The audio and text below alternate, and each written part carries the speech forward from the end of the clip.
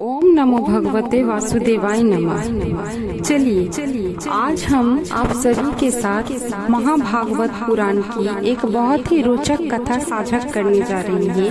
यह कथा है राजा परीक्षित की, जो बहुत ही बलशाली और योग्य राजा थे, पर उन पर कलयुग का प्रभाव होने के कारण उन्हें क्रोध आ गया और क्रोधवश वे शापित हो गए।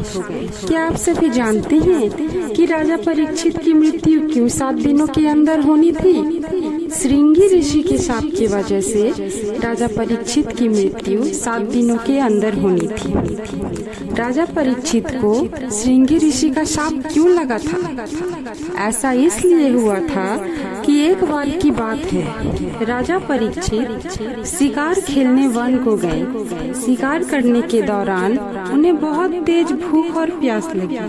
उन्होंने आसपास नजर दौड़ाई तो उन्हें समीक ऋषि का आश्रम मिला।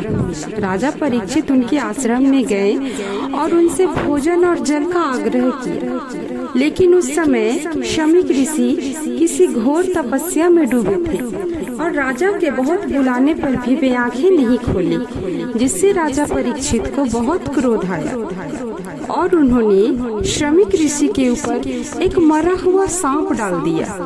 श्रृंगी ऋषि जो कि समीक ऋषि के पुत्र थे, वो इन सारी घटनाओं को बाहर खेलते हुए देख रहे थे।